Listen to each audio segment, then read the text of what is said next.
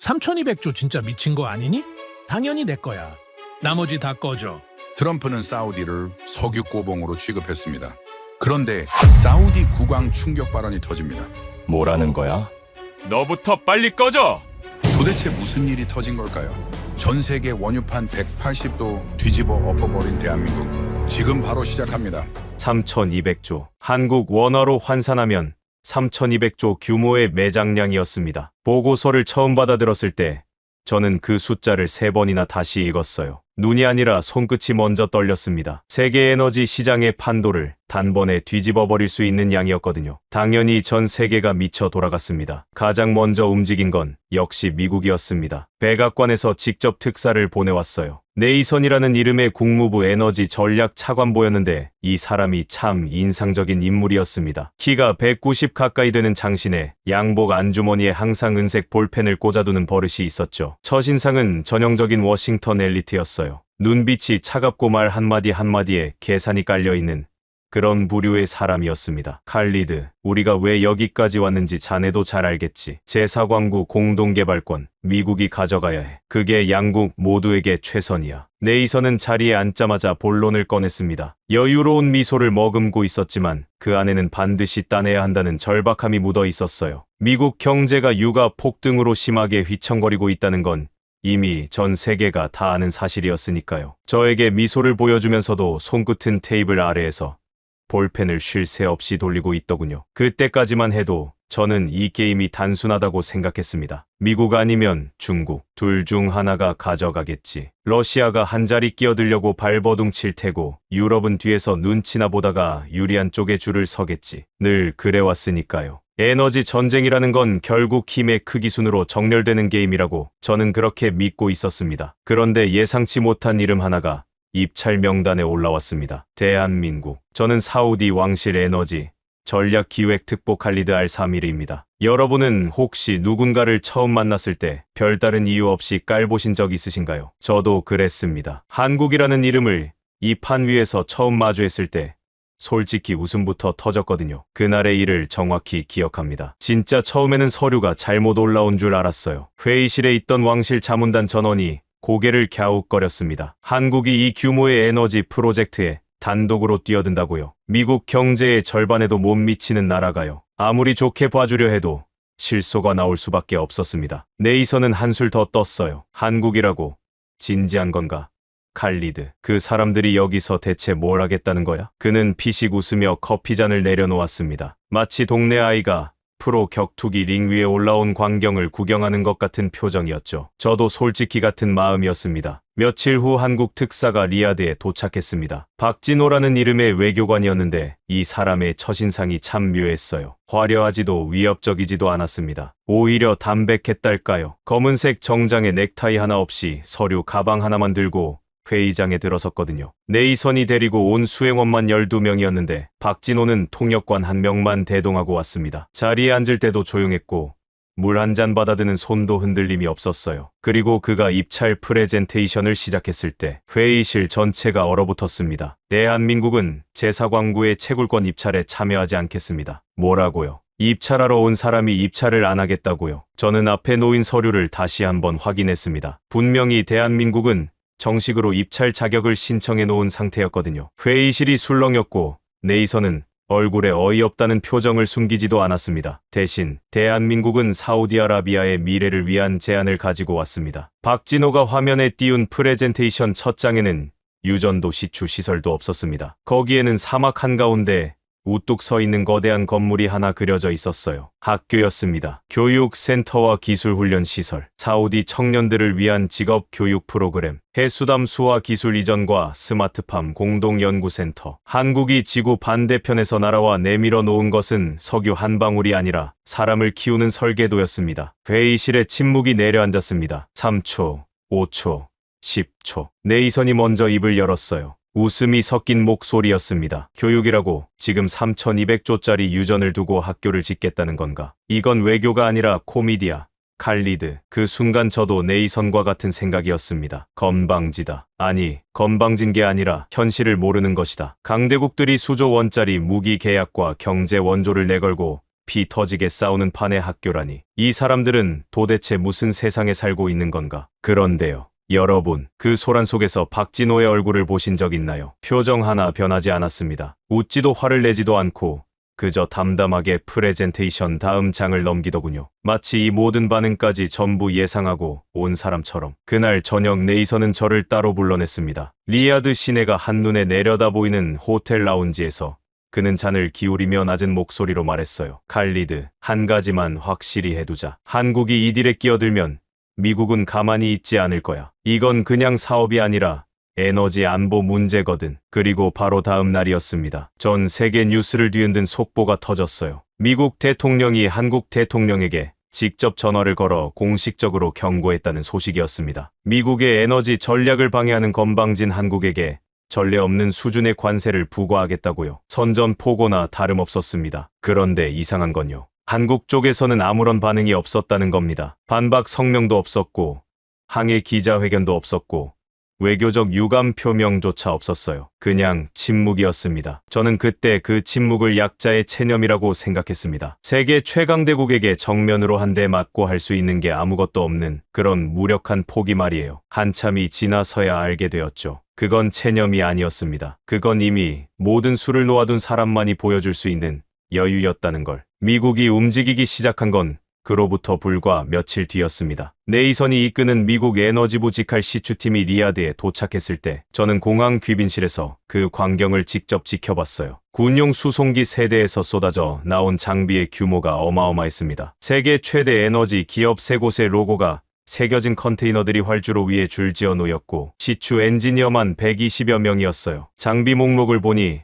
최신형 심층 시추 장치의 자동 제어드릴 시스템까지 미국이 보유한 기술의 정수를 전부 가져온 것이나 다름없었습니다. 네이선은 제 옆에 서서 그 광경을 바라보며 어깨를 한번 으쓱해 보였습니다. 칼리드, 사흘이면 충분해. 우리가 첫 번째 시추공을 뚫으면 그때부터는 협상 테이블의 주인이 누구인지 모두가 알게 될 거야. 그 자신감이 근거 없는 허세는 아니었어요. 미국은 세계 어디에서든 기름을 뽑아 올린 나라니까요. 텍사스의 셰일가스부터 알래스카의 동토층까지 이 사람들이 뚫지 못한 땅은 없었습니다. 저도 솔직히 같은 생각이었어요. 미국이 본격적으로 장비를 들이대면 열흘 안에 승부가 날 것이라고. 그런데 사막은 그렇게 만만한 상대가 아니었습니다. 시추가 시작된 첫째 날부터 문제가 터졌어요. 지하 2300m 지점에서 드릴이 갑자기 멈췄습니다. 안반층이 아니었어요. 루브아랄리 사막 동쪽 끝 제사광구만이 가지고 있는 특수한 지질 구조가 문제였습니다. 섭씨 200도를 넘나드는 고온 고압 환경에 황화수소와 이산화탄소가 뒤섞인 불순물층이 드릴 헤드 전체를 감싸버린 겁니다. 마치 지구가 스스로 방패를 세운 것 같았어요. 첫 번째 드릴 헤드가 녹아내렸습니다. 미국 수석 엔지니어가 현장에서 보낸 보고서를 저는 직접 읽었습니다. 거기에는 이런 문장이 적혀 있었어요. 이 지층은 기존의 어떤 시추 매뉴얼에도 해당 사례가 없다. 네이선의 얼굴에서 처음으로 여유가 사라지는 걸 봤습니다. 그는 워싱턴에 긴급 화상 보고를 올렸고 이틀 만에 추가 장비를 요청했어요. 하지만 두 번째 드릴도 같은 지점에서 파손됐습니다. 세 번째 시도에서는 드릴 축 자체가 휘어져 버렸고요. 3200조짜리 보물이 발밑에 있다는 걸 뻔히 알면서도 미국은 그 마지막 2000m를 뚫지 못했습니다. 그때 일본이 끼어들었어요. 일본 측 특사가 리야드에 도착한 건 미국 시추팀이 두 번째 실패를 발표한 바로 다음 날이었습니다. 이 사람은 왕실 면담 자리에서 대놓고 자국 기술의 우수성을 어필했어요. 해저 시추에서 잔뼈가 굵은 일본 엔지니어리 기업 두 곳을 앞세워 자신들이 미국이 실패한 불순물층을 돌파할 수 있다고 장담했습니다. 그리고 회의 말미에 이런 말을 덧붙이더군요. 참고로 말씀드리자면 한국이 제안한 그 교육 프로그램이라는 것 말입니다. 제사광구의 지질 특성을 고려하면 한국의 기술력으로는 100년이 걸려도 이 유전을 개발하지 못합니다. 현실적인 파트너를 선택하시는 게 현명한 판단일 겁니다. 저는 그 말을 듣고 속으로 고개를 끄덕였어요. 맞는 말이라고 생각했거든요. 미국도 뚫지 못한 땅을 한국이 무슨 수로 뚫겠습니까? 일본 특사의 비아냥이 무례하긴 했지만 기술적으로는 틀린 말이 아니었습니다. 그런데 말이죠. 일본도 뚫지 못했습니다. 열흘간의 시추 끝에 일본 팀 역시 같은 불순물층 앞에서 무릎을 꿇었어요. 장비 세대가 파손됐고 시추 현장에서 소규모 가스 누출이 발생해서 작업이 전면 중단됐습니다. 일본 수석 엔지니어가 철수 결정을 내리면서 했다는 말이 지금도 기억납니다. 이건 기술의 문제가 아닙니다. 이 땅 자체가 거부하고 있는 겁니다. 여러분, 상황이 어떻게 돌아가고 있는지 보이시나요? 세계 1등과 3등이 전력을 다해 덤볐는데 사막이 꿈쩍도 안 한 겁니다. 그러니 남은 카드는 하나밖에 없었죠. 힘으로 안 되면 정치로 가는 거예요. 네이선이 다시 움직였습니다. 이번에는 기술이 아니라 전혀 다른 카드를 꺼내들었어요. 그는 워싱턴과 직통으로 연결된 화상회의를 통해 사우디 국왕에게 직접 메시지를 전달했습니다. 만약 사우디가 제4광구 개발에서 미국의 우선권을 보장하지 않는다면 중동 지역에 대한 안보 지원 체계를 전면 재검토하겠다. 안보 지원 중단. 그 말의 무게가 어느 정도인지 아시나요? 사우디에게 미국의 안보 우산은 단순한 외교 카드가 아닙니다. 국가 존립의 기둥이에요. 석유만큼이나, 아니 어쩌면 석유보다 더 절실한 것이 바로 그 우산이었거든요. 왕실이 흔들렸습니다. 자문단 내부에서 경론이 벌어졌고 저 역시 며칠 밤을 제대로 자지 못했어요. 결국 미국 쪽에 유리한 방향으로 기울어지는 것 같았습니다. 3200조가 아무리 크다 한들 안보를 잃으면 그 돈을 지킬 수조차 없으니까요. 바로 그때였습니다. 사고가 터진 건 오후 2시쯤이었을 거예요. 시추 현장에서 경보음이 울렸습니다. 처음에는 장비 오작동인 줄 알았어요. 하지만 3분도 지나지 않아 현장 전체가 아수라장이 됐습니다. 지하에서 고압 가스가 분출한 겁니다. 황화수소 농도가 순식간에 치사량의 4배를 넘겼고 시추 현장 반경 2km가 긴급 대피 구역으로 선포됐어요. 미국 팀이 가장 먼저 철수했습니다. 일본 팀이 그 뒤를 따랐고요. 헬기 4대가 동시에 떠올랐고 차량 행렬이 사막 도로를 가득 메웠습니다. 장비를 회수할 여유도 없었어요. 수십억 달러짜리 시추 시스템을 그대로 두고 도망치듯 빠져나갔습니다. 네이선은 철수 차량 안에서 위성 전화기를 붙잡고 워싱턴에 소리를 질렀어요. 그의 목소리에서 평소의 침착함은 어디에도 없었습니다. 저는 현장에서 2km 떨어진 임시 지휘소에 서 있었습니다. 모래바람 사이로 가스 기둥이 치솟는 게 육안으로 보였어요. 저도 무서웠습니다. 솔직히 말하면 다리가 떨렸어요. 저 가스가 바람을 타고 이쪽까지 날아오면 어떡하나 그 생각이 머릿속을 가득 채웠거든요. 그런데 그때 사막 반대편에서 차량 한 대가 달려오는 게 보였습니다. 가스가 분출하는 방향으로요. 모든 사람이 현장에서 빠져나가는 그 순간 오히려 현장을 향해 돌진하는 차량이라니 처음에는 방향을 잘못 잡은 거라고 생각했어요. 그런데 차가 멈추더니 문이 열렸고 방독면을 쓴 사람들이 1명, 2명, 6명 일사불란하게 쏟아져 나왔습니다. 등에 붙어있는 글씨가 모래먼지 사이로 보였어요. 한글이었습니다. 한국 기업 로고가 박힌 작업복을 입은 기술자들이 장비를 내리고 가스 누출 지점을 향해 걸어가기 시작했습니다. 뛰지도 않고 멈추지도 않고 마치 출근길에 사무실로 향하는 사람들처럼 묵묵히 걸었어요. 저는 그 광경을 보면서 숨이 멎는 줄 알았습니다. 옆에 서 있던 왕실 경호실장이 저를 돌아보며 물었어요. 저 사람들 누구입니까? 저도 몰랐습니다. 한국 특사 박진호가 데려온 팀이라는 건 나중에 알게 됐어요. 박진호는 시추 입찰에 참여하지 않겠다고 했지만 자국 기업의 긴급 대응팀은 이미 현장 인근에 배치해두고 있었던 겁니다. 마치 이런 상황이 올 것을 처음부터 알고 있었던 것처럼 2시간 뒤 가스 누출이 진정됐습니다. 한국 팀이 임시 차단 밸브를 설치하고 가스 분출 경로를 우회시켜 현장을 안정시킨 거예요. 미국과 일본이 2km 밖에서 지켜보고 있는 동안 한국 기술자 6명이 독가스 한가운데서 그 일을 해낸 겁니다. 방독면을 벗은 한국팀 리더의 얼굴이 기억납니다. 40대 초반으로 보이는 남자였는데 땀에 젖은 머리카락이 이마에 들러붙어 있었고 눈자위가 빨갛게 충혈되어 있었어요. 하지만 표정은 담담했습니다. 특별한 일을 한 사람의 얼굴이 아니라 당연한 일을 마친 사람의 얼굴이었어요. 그날 밤 네이선이 저를 다시 찾아왔습니다. 호텔 라운지가 아니라 제 집무실로 직접 왔어요.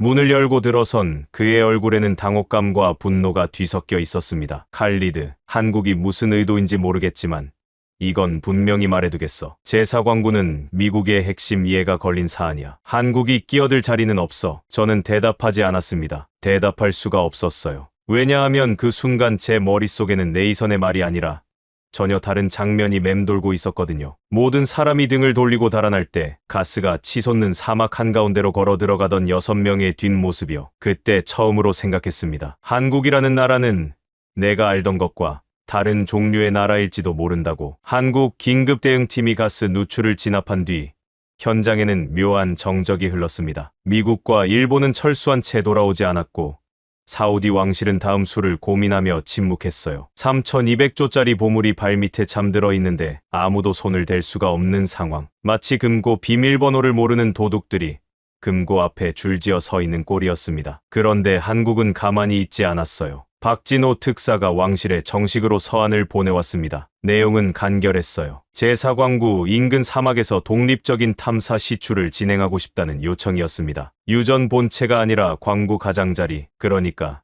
누구도 관심을 두지 않는 외곽 지대에서요. 왕실 자문단 회의에서 이 서한이 낭독됐을 때 분위기는 반쯤 어이없다는 것이었습니다. 왕실 에너지 수석 자문관이 고개를 저으며 말했어요. 본체도 뚫지 못하는데 가장자리에서 뭘 하겠다는 겁니까? 나무 밑동을 못 넘기는 사람이 잎사귀를 먼저 건드리겠다는 소리 아닙니까? 저도 같은 생각이었습니다. 하지만 동시에 다른 생각도 있었어요. 한국이 가스 누출 현장에서 보여준 그 담대한 모습이 아직 머릿속에 남아 있었거든요. 그래서 저는 왕세자에게 조심스럽게 건의했습니다. 어차피 외곽 지대는 다른 국가가 관심을 가지는 구역도 아니니 한국의 제한적 탐사를 허용해도 손해볼 것은 없다고요. 허가가 떨어졌습니다. 한국 시추팀이 본격적으로 현장에 투입된 건 그로부터 며칠 뒤였어요. 팀 규모를 보고 저는 또 한 번 고개를 갸웃거렸습니다. 미국이 120명을 데려왔던 것에 비하면 한국 팀은 고작 32명이었거든요. 장비도 소규모였습니다. 대형 시추 타워 대신 중형 이동식 리그 2대와 트럭 몇 대가 전부였어요. 네이서는 이 소식을 듣고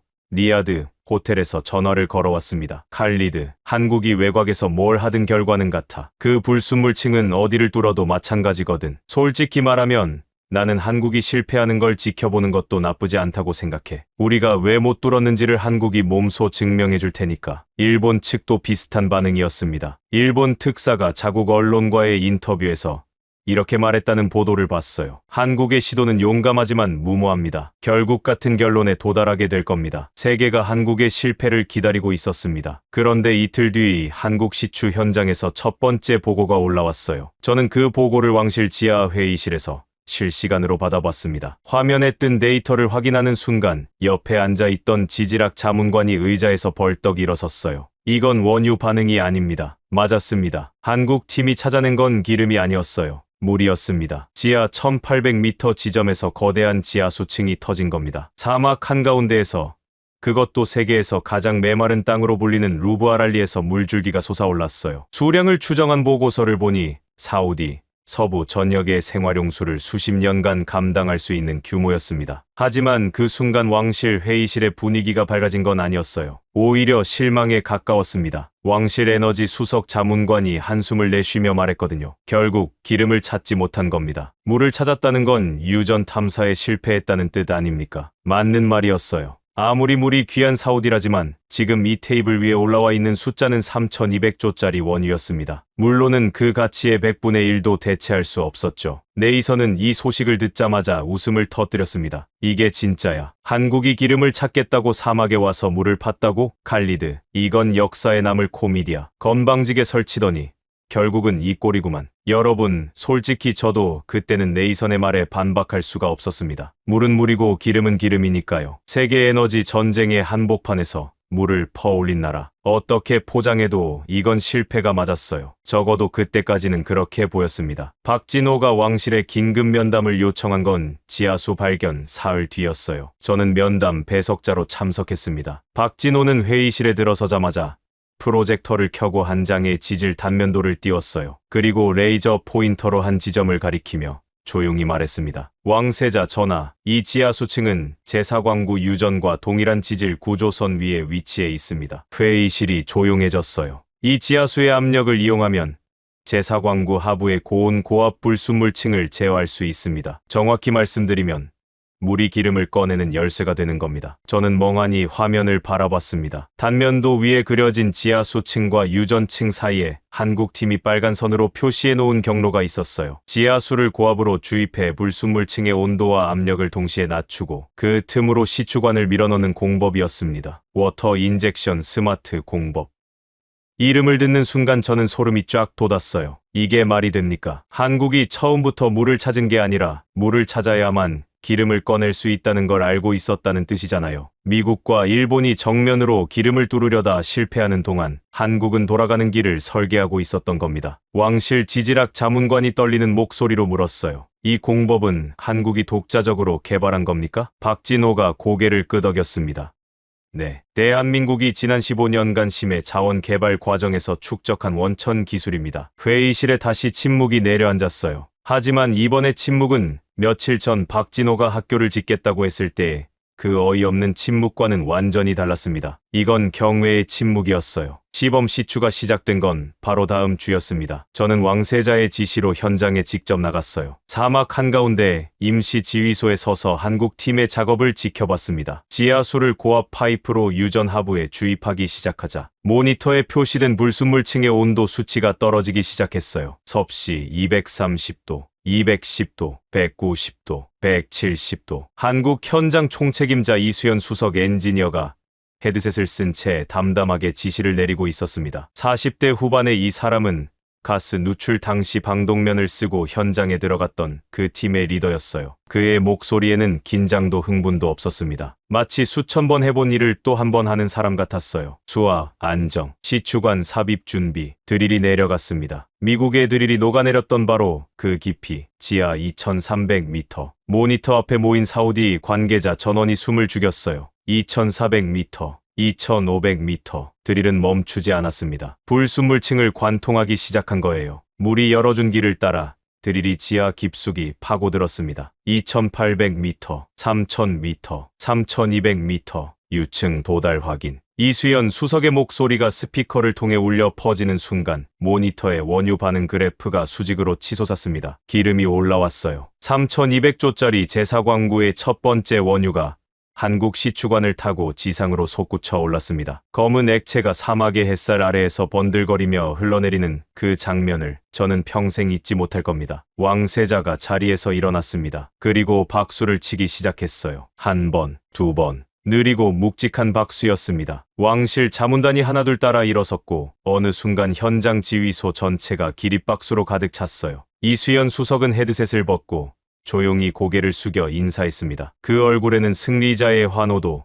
자만의 웃음도 없었어요. 단지 해야 할 일을 해낸 사람의 담백한 안도만이 스며 있었습니다. 저는 그 자리에 서서 한동안 아무 말도 할 수가 없었습니다. 도대체 뭡니까 이게? 미국이 3,000명의 인력과 수십억 달러의 장비를 쏟아부어 뚫지 못한 땅을 일본이 해저 시추에 자존심을 걸고 덤볐다가 고개를 숙인 그 땅을 32명의 한국 기술자가 물 한 줄기로 열어버린 겁니다. 그날 저녁 네이선에게서 전화가 왔습니다. 이번에는 웃음기가 전혀 없는 목소리였어요. 칼리드, 한국이 정말로 유층에 도달했나? 저는 대답했습니다. 네이선, 직접 와서 보시겠습니까? 전화기 너머로 기나긴 침묵이 흘렀습니다. 그리고 뚝, 전화가 끊어졌어요. 그 순간 저는 깨달았습니다. 한국이 처음부터 학교를 짓겠다고 했던 것도 입찰에 참여하지 않겠다고 했던 것도 전부 이 한수를 위한 포석이었다는 거요. 이 사람들은 기름을 차지하려 온 게 아니었어요. 사막 전체를 설계하려 온 겁니다. 건방진 게 아니었습니다. 처음부터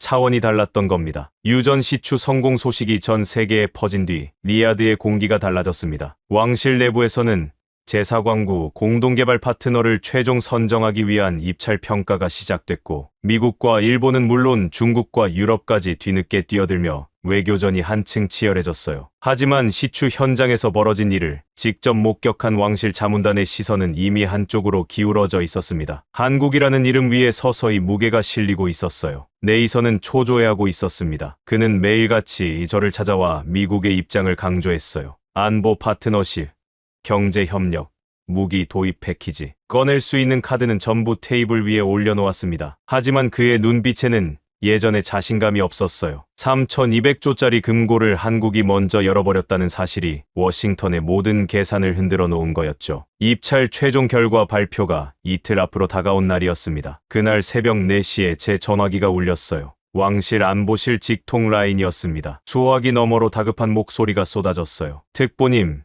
제사광구 시추 시설 방향으로 정체불명의 비행체가 접근 중입니다. 숫자가 100대 이상으로 추정됩니다. 저는 침대에서 벌떡 일어났습니다. 100대가 넘는 비행체라니. 처음에는 오보라고 생각했어요. 하지만 안보실에서 보내온 레이더 화면을 태블릿으로 확인하는 순간 심장이 얼어붙는 것 같았습니다. 화면 가득 빨간 점들이 때를 지어 유전 시설 방향으로 이동하고 있었어요. 드론이었습니다. 수백 대의 드론이 편대를 이뤄 사막 위를 가르고 있었습니다. 누가 보냈는지는 아직도 밝혀지지 않았어요. 중요한 건 그게 아니었습니다. 3200조짜리 유전 시설이 공격당하기 직전이라는 사실, 그것만이 그 순간의 전부였어요. 왕실 안보실로 달려가는 차 안에서 저는 한 가지 사실을 떠올리며 스스로를 안심시켰습니다. 제사광구 시추 시설 주변에는 미국이 배치한 패트리엇 방공 시스템이 있었거든요. 사우디가 수조 원을 들여 도입한 미국산 최첨단 미사일 방어 체계. 이 시스템이라면 드론 수백 대쯤은 충분히 막아낼 수 있을 거라고 저는 그렇게 믿었습니다. 왕실 안보실에 도착했을 때 네이선이 이미 와 있었어요. 그는 군용 통신기를 귀에 대고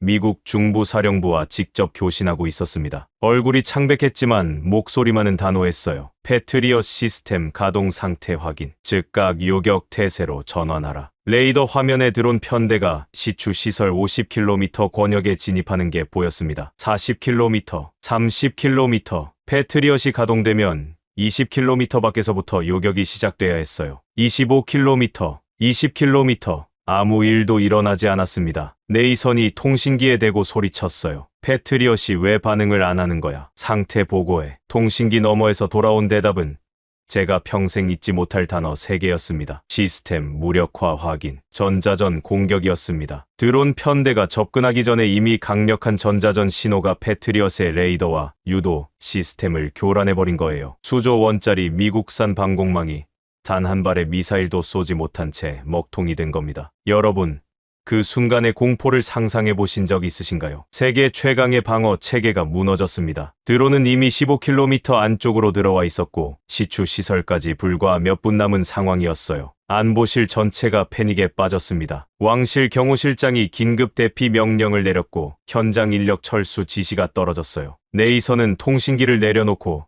두 손으로 얼굴을 감쌌습니다. 그의 손가락 사이로 보이는 눈빛에는 절망이 가득했어요. 워싱턴이 사우디에 팔아넘긴 안보의 상징이 실전에서 종이 한 장의 가치도 없다는 걸 전 세계가 실시간으로 지켜보고 있었으니까요. 일본 측은 더 가관이었습니다. 일본 특사는 안보실의 아예 모습을 드러내지도 않았어요. 나중에 확인해보니 드론 접근 경보가 울리자마자 리야드 시내 호텔로 철수한 뒤 도쿄의 상황 보고만 올리고 있었더군요. 시설이 파괴되든 말든 자기들이 지을 건 아니라는 태도였습니다. 드론 편대가 10km 안쪽에 진입했습니다. 저는 레이더 화면을 바라보며 모든 것이 끝났다고 생각했어요. 한국이 기적처럼 뚫어낸 시추공, 사막 위로 솟아오른 그 검은 원유가 잿더미로 변하는 건 이제 시간 문제였습니다. 그때 레이더 화면 구석에서 뭔가가 움직였어요. 시추 시설 남쪽 3km 지점, 한국이 짓고 있던 그 교육센터 건물 위치에서 새로운 신호가 잡힌 겁니다. 안보실 레이더 담당관이 화면을 확대하며 소리쳤어요.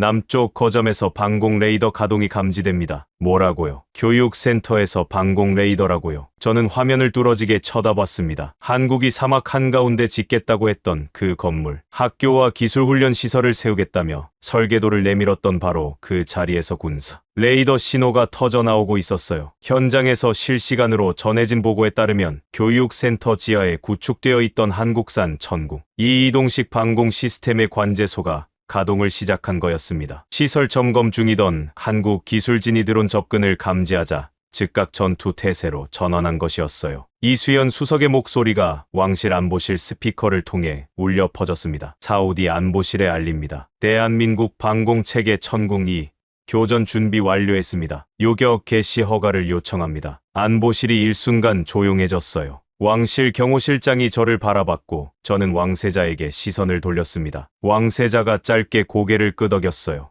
요격 허가. 그 두 글자가 떨어지는 순간이었습니다. 레이더 화면에서 빨간 점들이 사라지기 시작했어요. 하나, 둘, 다섯, 20개. 빨간 점들이 화면 위에서 꺼져나가는 속도가 상상을 초월했습니다. 마치 누군가 화면 위의 점들을 손가락으로 하나씩 지워내는 것처럼 정확하고 빠르게 단 1초의 오차도 없었습니다. 천궁 이 시스템이 발사한 요격 미사일은 드론 한 대의 궤적을 실시간으로 추적하며 격추해 나갔어요. 편대를 이뤄 접근하던 드론들이 사막 상공에서 불꽃으로 변해 떨어졌습니다. 안보실 화면에 잡힌 위성 영상으로 그 장면이 보였어요. 밤하늘에 오렌지색 섬광이 연달아 터지는 광경이 마치 사막 위에 별이 쏟아지는 것 같았습니다. 3분이었어요. 정확히 3분 만에 수백 대의 드론이 전멸했습니다. 안보실에 정적이 흘렀어요. 아무도 입을 열지 못했습니다. 레이더 화면에는 빨간 점이 단 하나도 남아있지 않았어요. 시추 시설은 무사했고 한국이 지어놓은 교육센터도 멀쩡했습니다. 아니, 교육센터라는 말을 쓰는 것 자체가 이제는 우스웠어요. 그건 처음부터 교육센터가 아니었으니까요. 사막의 심장을 지키는 방패였습니다. 네이선이 천천히 고개를 들었어요. 그의 시선이 레이더 화면 위 드론이 전멸한 그 빈 하늘을 향해 고정되어 있었습니다. 입술이 미세하게 떨리고 있었어요. 수조 원짜리 미국 패트리엇이 한 발도 쏘지 못하고 무릎 꿇은 자리에서 한국의 천궁이가 3분 만에 전장을 정리해버린 겁니다. 그가 저를 돌아보며 물었어요. 목소리가 갈라져 있었습니다. 칼리드, 한국은 언제부터 저걸 설치해둔 건가? 저는 기억을 더듬었습니다. 박진호 특사가 처음 리야드에 왔을 때를 떠올려봤어요. 그가 프레젠테이션 첫 장에 띄웠던 사막 한가운데의 건물, 학교를 짓겠다던 그 제안을 우리 모두가 비웃었던 그 순간. 네이선은 코미디라고 했고 저는 현실을 모르는 건방진 제안이라고 생각했죠. 그런데 그 건물은 처음부터 이중 설계로 지어지고 있었던 겁니다. 지상은 교육센터, 지하는 첨단방공관제소. 교육이라는 이름 아래 사막에 방패를 심어놓은 거예요. 학교를 짓겠다며 프레젠테이션을 했던 박진호의 그 담담한 얼굴이 떠올랐습니다. 표정 하나 변하지 않던 그 눈빛 속에 이 모든 설계가 들어 있었다는 걸 저는 그제야 깨달았어요. 그날 새벽 왕세자가 저를 불렀습니다. 왕궁 집무실에 단둘이 앉아 있었어요. 왕세자는 창밖을 바라보며 한참을 침묵하다가 낮은 목소리로 말했습니다. 칼리드, 오늘 밤 사우디를 지킨 건 미국도 아니고 일본도 아니었네. 저는 대답하지 않았습니다. 대답이 필요 없는 말이었으니까요. 왕세자가 다시 입을 열었어요. 한국이라는 나라는 참 묘한 나라야. 기름을 팔아달라는 말 대신 학교를 짓겠다고 하고 그 학교 밑에 방패를 숨겨두고 물을 퍼올려서 기름의 문을 여는 나라라니. 그 말 끝에 왕세자가 희미하게 웃었습니다. 감탄도 아니고 두려움도 아닌 경이로움에 가까운 표정이었어요. 저는 그 새벽 집무실을 나서며 생각했습니다. 한국이 이 사막에서 벌이고 있는 것은 단순한 사업이 아니었어요. 이 사람들은 기름도, 물도, 방어도, 교육도 전부 하나의 설계도 안에 넣어두고 있었습니다. 각각의 조각이 따로 놀고 있는 것처럼 보였지만 이 밤이 지나고 나니 모든 퍼즐이 한 장의 그림으로 맞춰지고 있었어요. 그리고 저는 두려워지기 시작했습니다. 이 사람들의 설계도에 아직 드러나지 않은 페이지가 얼마나 더 남아있는 건지. 드론 공격이 있은 다음 날 왕실에서 긴급 소집 명령이 내려왔습니다. 장소는 리야드, 왕궁 본관 대회의장이었어요. 제가 37년간 왕실에서 일하면서 이 회의장이 열리는 걸 본 건 손에 꼽을 정도입니다. 국왕이 직접 주재하는 최고 등급 회의.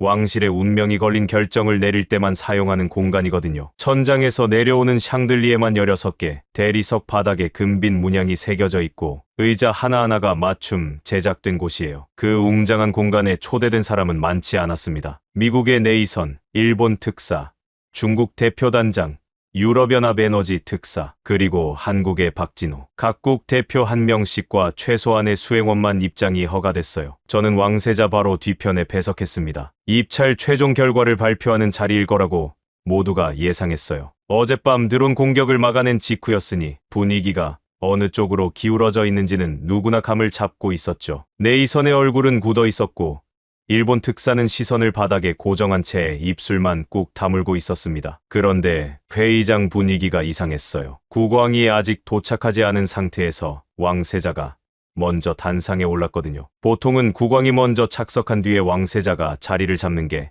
사우디 왕실의 절차입니다. 순서가 뒤바뀐 거예요. 저도 고개를 갸웃거렸어요. 왕세자는 단상 중앙에 서서 회의장을 한번 둘러봤습니다. 그리고 입을 열었어요. 오늘 이 자리는 입찰 결과를 발표하기 위한 자리가 아닙니다. 회의장이 술렁였어요. 네이선이 옆에 앉은 수행원에게 고개를 기울이며 뭔가를 속삭였고 중국 대표단장은 이어폰에 통역 볼륨을 올렸습니다. 오늘은 제 아버지 사우디아라비아 국왕 폐하께서 여러분에게 직접 들려주실 이야기가 있습니다. 그 말이 끝나자마자 회의장 뒤쪽 대문이 열렸어요. 국왕이 들어섰습니다. 하지만 평소와 달랐어요. 왕실 예복이 아니라 수수한 흰색 소부를 입고 있었고 경호원도 2명뿐이었습니다. 그리고 국왕의 두 손에는 뭔가가 들려 있었어요. 낡은 가죽 표지의 작은 책이었습니다. 국왕은 느린 걸음으로 단상까지 걸어왔어요. 그 발걸음이 대리석 바닥에 울릴 때마다 회의장의 공기가 점점 무거워졌습니다. 국왕은 단상 위 연단에 그 낡은 책을 조심스럽게 내려놓았어요. 가죽 표지가 갈라져 있었고 가장자리가 모래색으로 바른 것이 수십 년의 세월을 고스란히 안고 있는 물건이라는 걸 한눈에 알 수 있었습니다. 일기장이었어요. 국왕이 입을 열었습니다. 목소리가 평소보다 낮고 느렸어요. 1975년 나는 7살이었습니다. 회의장이 숨을 죽였어요. 그의 아버지, 그러니까 선왕께서 동부 사막 유전 시찰에 나를 데려가셨습니다. 왕자가 백성들의 삶을 직접 보아야 한다며 사막 한가운데 건설 현장으로 데려간 것이지요. 국왕은 일기장을 천천히 펼쳤어요. 누렇게 변색된 종이 위에 아랍어가 빼곡히 적혀 있었습니다. 그 현장에는 여러 나라에서 온 노동자들이 있었습니다. 미국 기업의 감독관들, 영국에서 온 엔지니어들, 그리고 한국에서 건너온 건설 노동자들이요. 국왕의 시선이 잠시 회의장 한쪽에 앉아있는 박진호에게 향했어요. 그 시선에 뭔가가 담겨 있었습니다. 저는 그게 뭔지 그때는 알 수 없었어요. 시찰 셋째 날이었습니다. 사막에 모래 폭풍이 몰아쳤어요. 시야가 제로에 가까울 정도로 거센 폭풍이었지요. 대피소로 이동하는 과정에서 나는 수행원들과 떨어졌습니다. 7살짜리 아이가 섭씨 50도의 사막 한가운데 혼자 남겨진 겁니다. 저는 국왕의 이 이야기를 한 번도 들어본 적이 없었습니다. 37년간 왕실에서 일하면서 단 한 번도요. 그만큼 깊이 간직해온 이야기였던 거예요. 모래가 입과 코를 메웠습니다. 숨을 쉴 수가 없었어요. 눈을 뜰 수도 없었고 소리를 질러도 바람에 묻혀 아무도 듣지 못했지요. 나는 죽는구나. 7살의 나는 그렇게 생각했습니다. 국왕의 목소리가 미세하게 떨렸어요. 그때 누군가가 나를 안아 올렸습니다. 회의장의 공기가 바뀌었어요. 모든 사람의 시선이 국왕의 입술에 고정됐습니다. 한국인 노동자였습니다. 이름도 직함도 모르는 작업복에 모래가 잔뜩 묻은 젊은 남자였어요. 그 사람은 자기가 쓰고 있던 산소 마스크를 벗어 내 얼굴에 씌웠습니다. 국왕이 말을 멈췄어요. 일기장 위에 놓인 그의 손가락이 떨리고 있었습니다. 나는 그 사람에게 물었지요. 아저씨는 어떻게요? 라고. 그 한국인은 웃으면서 이렇게 말했습니다. 국왕이 고개를 들었어요. 눈가가 붉어져 있었습니다. 괜찮아. 어른은 좀 참을 수 있어. 회의장에 침묵이 내려앉았습니다. 그 침묵의 무게가 어느 정도였는지 여러분은 상상이 되시나요? 그 사람은 모래 폭풍 속에서 나를 등에 업고 40분을 걸어 대피소까지 데려다 줬습니다. 산소 마스크 없이 맨 얼굴로 모래바람을 맞으면서요. 대피소에 도착했을 때 그 사람은 의식을 잃고 쓰러졌습니다. 국왕의 눈에서 눈물이 흘러내렸어요. 사우디아라비아의 국왕이 세계에서 가장 부유한 왕실의 주인이 각국 대표들 앞에서 눈물을 보이고 있었습니다. 다행히 그 사람은 살았습니다. 하지만 모래로 인한 폐 손상으로 현장을 떠나야 했지요. 나는 그 사람의 이름을 끝내 물어보지 못했습니다. 국왕이 일기장을 들어 올렸어요. 이것은 그 뒤로 선왕께서 쓰신 일기입니다. 선왕께서는 이렇게 적으셨어요. 이름 모를 한국인 노동자가 내 아들의 목숨을 구했다. 사우디 왕실은 이 은혜를 반드시 기억해야 한다. 그 순간 국왕의 시선이 다시 박진호를 향했어요. 이번에는 눈을 떼지 않았습니다. 50년이 지났습니다. 그리고 며칠 전 한국 특사 박진호의 인사 서류를 확인하는 과정에서 한 가지 사실을 발견했습니다. 회의장 전체가 숨을 삼켰어요. 박진호 특사의 아버지 고 박종구 씨는 1975년 사우디 동부 유전 건설 현장에 파견된 대한민국 건설 노동자였습니다. 저는 심장이 멎는 줄 알았어요. 박진호의 얼굴을 봤습니다. 그는 자리에 앉은 채 미동도 하지 않고 있었어요. 하지만 그의 눈이 붉어지고 있었습니다. 입술을 꾹 깨물고 있는 게 보였어요. 그는 알고 있었을까요? 자신의 아버지가 50년 전 이 사막에서 어린 왕자의 목숨을 구했다는 것을. 아니면 이 자리에서 처음 알게 된 것일까요? 저는 지금도 그 답을 모릅니다. 국왕이 단상에서 내려왔어요. 그리고 회의장을 가로질러 박진호 앞에 섰습니다. 각국 대표들이 그 모습을 넋을 놓고 지켜봤어요. 사우디 국왕이 외국 특사 앞까지 직접 걸어가는 것은 전례가 없는 일이었거든요. 국왕이 박진호의 두 손을 잡았습니다. 한국인들은 50년 전에도 지금도 변하지 않았습니다. 돈을 원하지 않았어요. 기름을 탐하지도 않았지요. 한국인들은 언제나 우리의 목숨과 미래를 지키러 왔습니다. 국왕의 목소리가 갈라졌어요. 아버지가 보낸 사람을 아들이 다시 보내준 겁니다. 박진호가 자리에서 일어났습니다. 그의 볼 위로 눈물이 흘러내리고 있었어요. 그는 국왕 앞에서 깊이 허리를 숙였습니다. 한마디도 하지 않았어요. 할 수 없었을 겁니다. 회의장이 조용히 무너져 내렸습니다. 중국 대표단장이 안경을 벗고 눈가를 훔치는 게 보였고 유럽 특사는 고개를 숙인 채 입술을 깨물고 있었어요. 네이선을 봤습니다. 그는 의자 등받이에 몸을 기댄 채 천장을 올려다보고 있었어요. 표정을 읽을 수가 없었습니다. 분노인지 수치인지 아니면 자신이 서 있는 게임의 판 자체가 처음부터 달랐다는 것을 깨달은 사람의 허탈함인지. 한 가지 확실한 건 그의 은색 볼펜이 양복 안주머니에서 반쯤 빠져나와 있었는데 그걸 집어넣을 여유조차 없어 보였다는 거예요. 1975년의 모래 폭풍 속에서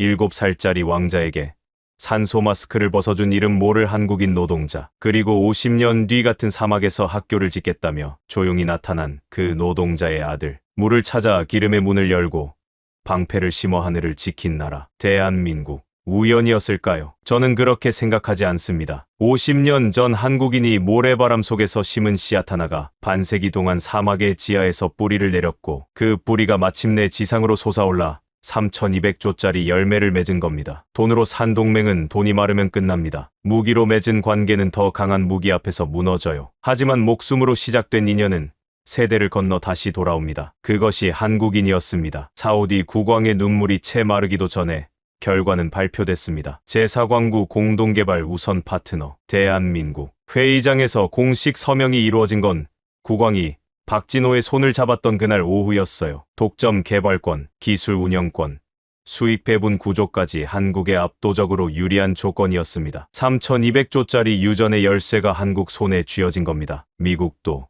일본도, 중국도, 유럽도 아무도 이의를 제기하지 못했어요. 이의를 제기할 수 있는 분위기 자체가 아니었으니까요. 서명식이 끝나고 각국 대표단이 회의장을 빠져나갈 때 네이선이 복도에서 저를 스쳐 지나갔습니다. 눈이 마주쳤지만 그는 아무 말도 하지 않았어요. 며칠 전까지만 해도 제 집무실 문을 벌컥 열고 들어와 미국의 입장을 역설하던 사람이 등을 돌리고 걸어가는 뒷모습이 묘하게 작아 보였습니다. 그날 밤 전 세계가 이 소식으로 뒤집어졌어요. 어떤 매체는 사우디의 배신이라고 썼고 어떤 매체는 한국의 기적이라고 보도했습니다. 워싱턴은 발칵 뒤집혔고 도쿄는 침묵했고 베이징은 분석 중이라는 외교적 표현 뒤에 당혹감을 감추고 있었어요. 하지만 진짜 폭풍은 그 다음 날 아침에 왔습니다. 제가 왕실 집무실에 출근했을 때 안보실에서 긴급 연락이 들어왔어요. 미국 대통령이 한국 대통령에게 직접 전화를 걸었다는 겁니다. 이번이 두 번째 통화였죠. 첫 번째 통화에서는 건방진 한국에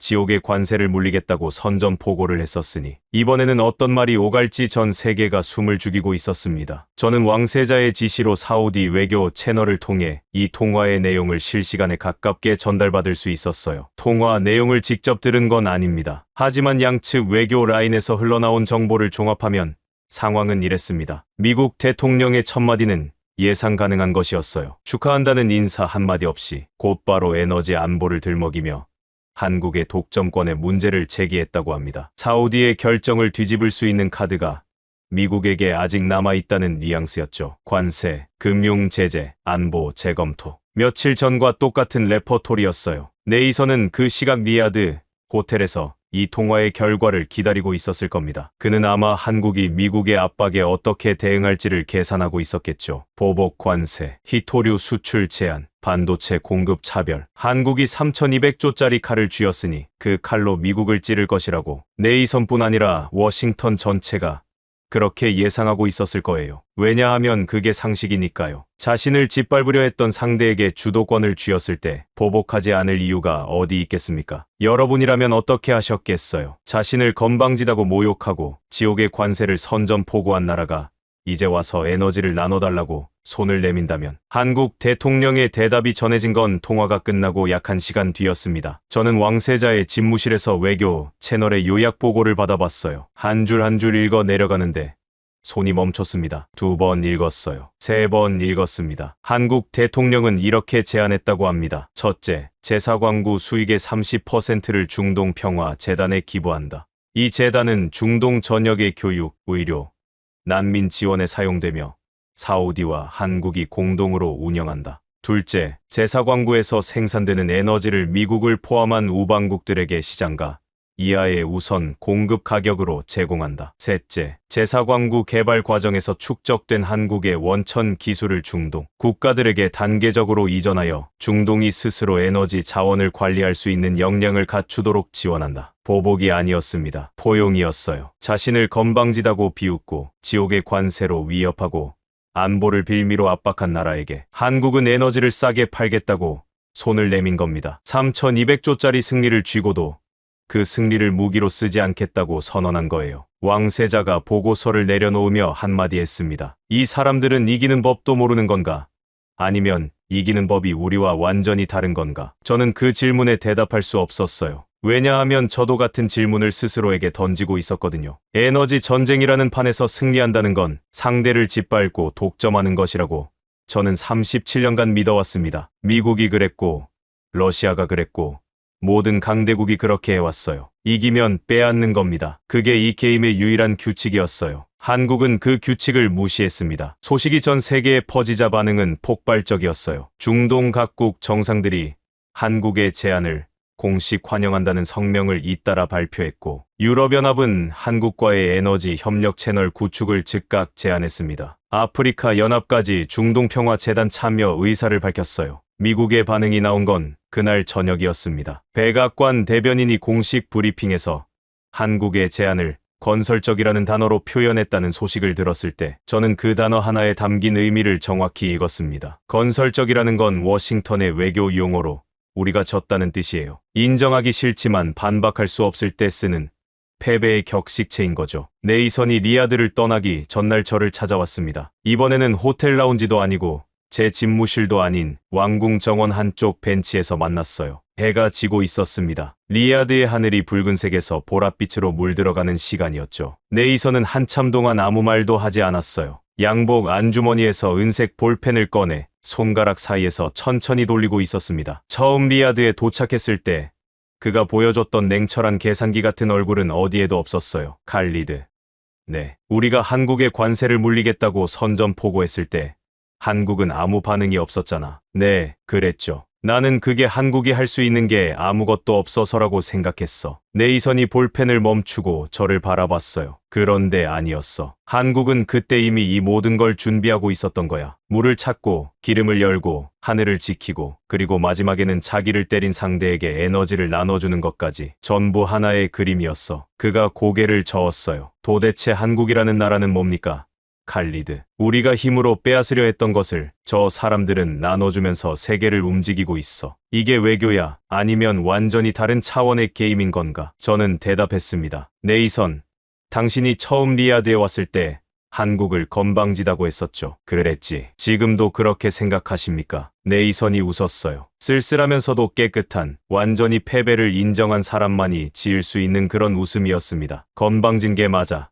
칼리드. 다만 내가 몰랐던 건 그 건방짐이 이 정도 스케일일 줄은 상상도 못했다는 거야. 그날 밤 저는 집무실에 혼자 앉아 창밖을 바라봤습니다. 리야드의 야경이 보석처럼 반짝이고 있었어요. 며칠 전까지만 해도 이 도시의 운명은 미국과 중국의 눈치 사이에서 흔들리고 있었습니다. 하지만 지금 이 사막의 미래를 설계하고 있는 것은 반도 끝자락에 매달린 작은 나라였어요. 한국은 3,200조를 움켜쥐고도 그것을 칼로 쓰지 않았습니다. 대신 그 천문학적인 불을 세계를 하나로 묶는 실로 만들어버렸어요. 돈으로 지배하는 것이 아니라 돈을 나눔으로써 중심에 서는 방법. 그것은 미국도 중국도 러시아도 한 번도 시도하지 못했던 완전히 새로운 종류의 리더십이었습니다. 건방지다는 말로는 부족했어요. 이건 건방짐이 아니라 품격이었습니다. 는 영상이 퍼졌어요. 두바이의 부르즈 할리파의 태극기 조명이 투사됐다는 소식까지 들었을 때 저는 비현실적이라는 단어로밖에 형용할 수가 없었습니다. 그리고 예상치 못한 곳에서 반응이 터졌어요. 일본이었습니다. 일본 경제상이 도쿄에서 긴급 기자회견을 연 건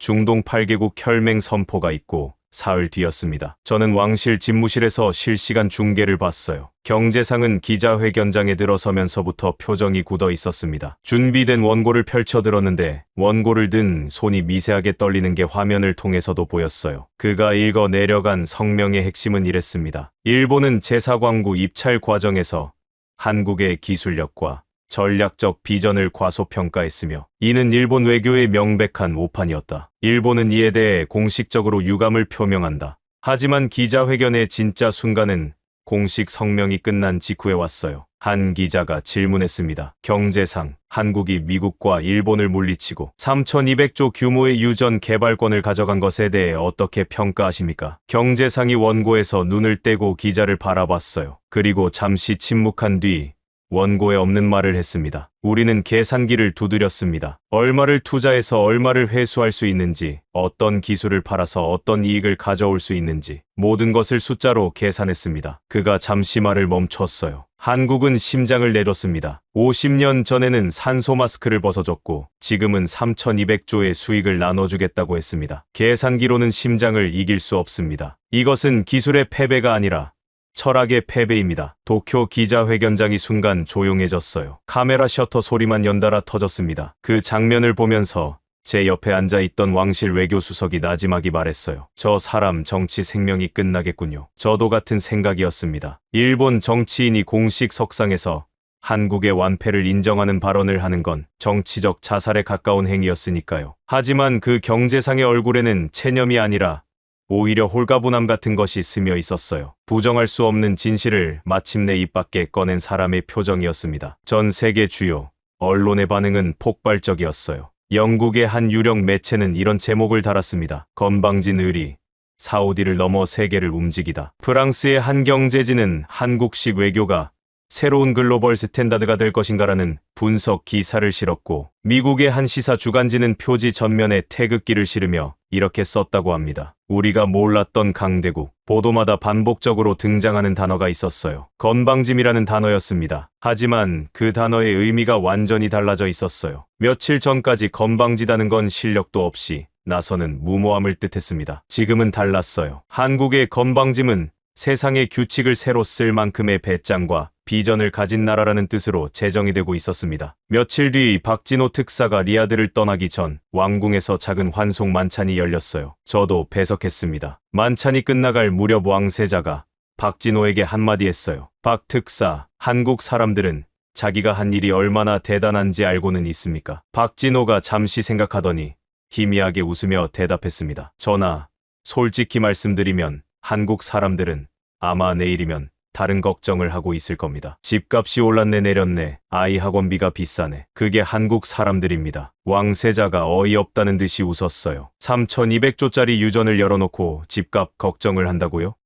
네, 그래서 한국인인 겁니다. 그 대화를 옆에서 듣고 있던 왕실 경호실장이 고개를 절레절레 흔들었어요. 하지만 그 얼굴에는 웃음이 번져 있었습니다. 이해할 수 없지만 미워할 수도 없는 그런 종류의 감탄이었어요. 만찬이 끝나고 왕궁 복도를 걸어 나오는데 창문 너머로 킹파드대로의 태극기가 바람에 펄럭이는 게 보였습니다. 그 깃발 아래를 사우디 시민들이 오가고 있었어요. 며칠 전만 해도 한국이라는 이름조차 모르던 사람들이 지금은 슈크란 코리아를 외치고 있었습니다. 저는 그 풍경을 바라보며 생각했어요. 미국은 70년 동안 무기를 팔았습니다. 일본은 50년 동안 기술을 팔았어요. 중국은 30년 동안 돈을 뿌렸고요. 한국은 단 한 번 산소 마스크를 벗어줬을 뿐이었습니다. 그리고 50년 뒤 그 마스크 하나가 3,200조짜리 유전보다 8개국의 군사 동맹보다 전 세계의 어떤 외교 전략보다 강한 것으로 증명됐어요. 슈크란 코리아. 그 내 음절이 사막의 바람을 타고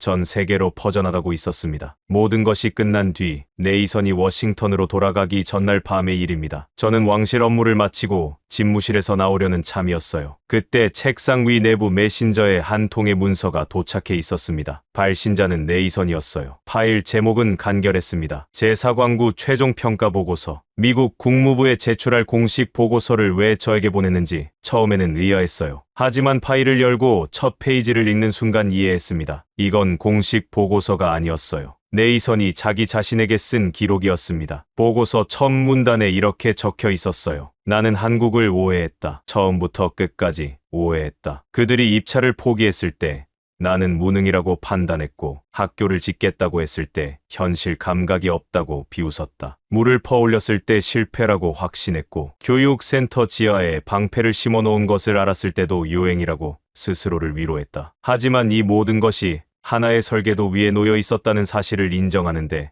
나는 너무 오래 걸렸다. 저는 화면을 내려 계속 읽었습니다. 한국의 건방짐은 무지가 아니었다. 그것은 압도적 자신감이었다. 자신들이 무엇을 할 수 있는지 정확히 알고 있는 사람들만이 보여줄 수 있는 계산된 침착함이었다. 나는 30년간 에너지 외교의 최전선에 있었지만 이런 종류의 전략은 한 번도 본 적이 없다. 힘으로 지배하지 않고 나눔으로 중심에 서는 전략. 이것은 미국이 가르쳐준 적이 없는 방법이다. 보고서의 마지막 페이지에는 짧은 문장 하나가 덧붙여져 있었어요. 본 보고서를 끝으로 국무부 에너지 전략 차관보직에서 사임합니다. 사직서였습니다. 저는 화면 앞에서 한참을 멍하니 앉아 있었어요. 네이선이라는 사람을 처음 만났던 날을 떠올렸습니다. 키가 190 가까이 되는 장신의 양복 안주머니에 은색 볼펜, 차가운 눈빛과 계산이 깔린 말투. 워싱턴이 보낸 최정예 외교관이 리야드에 도착해서 사흘이면 충분하다고 자신만만하게 말하던 그 모습이요. 그 사람이 한국이라는 나라 앞에서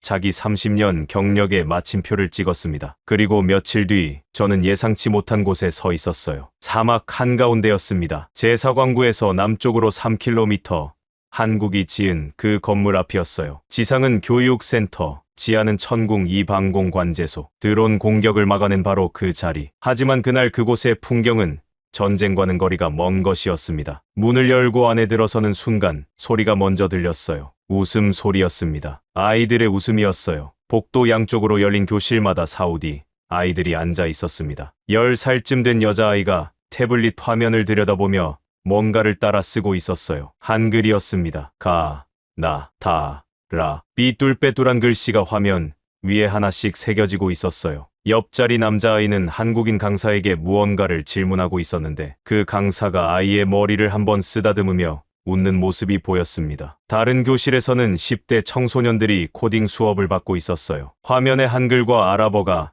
나란히 표시된 프로그래밍 교재가 띄워져 있었고 한국인 강사가 아랍어 통역을 곁들이며 설명하고 있었습니다. 어떤 학생은 이미 간단한 앱을 만들어서 옆 친구에게 자랑하고 있었어요. 저를 안내하던 이수연 수석이 조용히 말했습니다. 이 센터에서 현재 800명의 사우디 청소년이 교육을 받고 있습니다. 한국어, 정보기술, 에너지 공학 기초 과정이요. 내년에는 3,000명까지 늘릴 계획입니다. 저는 교실 유리창 너머로 아이들을 바라봤어요. 한 여자아이가 태블릿에 한글로 무언가를 완성하더니 두 손을 번쩍 들어 올리며 환하게 웃었습니다. 그 웃음이 유리를 뚫고 복도까지 울려 퍼졌어요. 그 순간 뭔가가 제 안에서 무너졌습니다. 37년입니다. 37년간 저는 이 사막 위에서 숫자를 다뤄왔어요. 육아, 배럴당 단가, 수출량, 투자 수익률. 모든 것이 숫자였고 그 숫자가 사우디의 미래를 결정한다고 믿었습니다. 미국은 무기의 숫자로 관계를 맺었고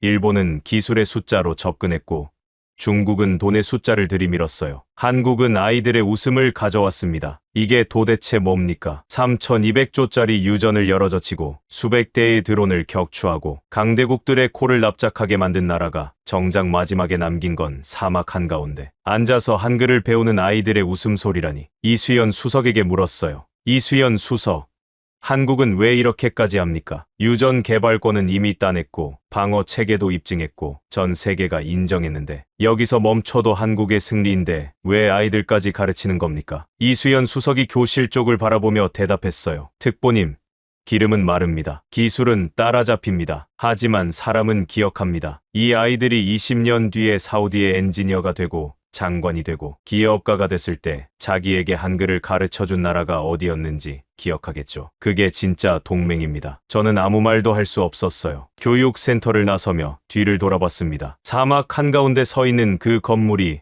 오후의 햇살을 받아 금빛으로 빛나고 있었어요. 지상에서는 아이들이 한글을 배우고 지하에서는 사막의 하늘을 지키는 방패가 잠들어 있고 그 옆으로는 3,200조짜리 원유가 한국의 기술로 지상에 올라오고 있었습니다. 학교이자 방패이자 유전의 심장. 이 모든 것이 사막 위에 세워진 하나의 건물 안에 공존하고 있다는 사실이 한국이라는 나라의 정체를 가장 정확히 보여주는 장면이었어요. 그로부터 한 달 뒤 K에너지 동맹이 공식 출범했습니다. 한국과 사우디를 중심으로 중동 8개국, 유럽연합, 아세안, 아프리카 연합까지 참여하는 전 세계적 에너지 협력 체계였어요. 미국도 결국 참여를 선언했습니다. 네이선이 사라진 자리를 대신한 새 차관보가 서명식에 나왔는데 그의 표정이 참 복잡해 보였어요. 쓴약을 삼키면서도 감사하다고 해야 하는 사람의 얼굴이었달까요? 이 이야기에 처음으로 돌아가 보겠습니다. 저는 사우디 왕실 에너지 전략기획특보 칼리드 알-사미르입니다. 37년간 중동의 에너지 판도를 읽어온 사람이에요. 그런 제가 처음으로 읽지 못한 나라가 있었습니다. 한국은 힘으로 오지 않았습니다. 한국은 돈으로 오지 않았어요. 한국은 사람으로 왔습니다. 50년 전에는 모래 폭풍 속에서 왕자에게 산소 마스크를 벗어주는 노동자로 왔고 50년 뒤에는 물로 기름의 문을 열고 하늘에 방패를 세우고 적에게조차 에너지를 나눠주는 나라로 다시 왔어요. 여러분에게 묻겠습니다. 세상에 이런 나라가 또 있습니까? 3200조짜리 유전을 열어놓고 보복 대신 평화를 선택한 나라. 무시당하면서도 침묵으로 버티다가 마지막에 모두를 품어버린 나라. 기술과 의리를 하나의 설계도 위에 올려놓고 100년 뒤를 바라보며 아이들에게 글자를 가르치는 나라. 대한민국. 저는 이 나라를 이렇게 정의합니다. 세상에서 가장 건방진 나라. 하지만 그 건방짐이 허세가 아니라 사랑이었음을 증명한 유일한 나라. 그런데 말이에요. 이 이야기에서 가장 놀라운 반전은 따로 있습니다. 제가 37년간 에너지 전쟁의 최전선에서 만나온 미국인도, 일본인도, 중국인도 전부 자기 나라의 위대함을 알고 있었어요. 자국의 영향력을 계산하고 자랑하고 무기로 쓸 줄 아는 사람들이었죠. 한국인만 달랐습니다. 이 모든 걸 해놓고 정작 한국 사람들은 자기네 나라가 얼마나 대단한지 모릅니다. 박진호 특사가 말했듯이 그들은 아마 내일이면 집값 걱정을 하고 있겠죠. 아이 학원비가 올랐다며 한숨을 쉬고 퇴근길 지하철에서 고개를 숙인 채 졸고 있을 겁니다. 3200조짜리 사막을 뒤흔든 나라의 국민이 오늘도 편의점 삼각김밥으로 점심을 때우고 있다는 사실. 그것이 한국인입니다. 그리고 바로 그것이 제가 이 나라에 영원히 경의를 표하는 이유입니다.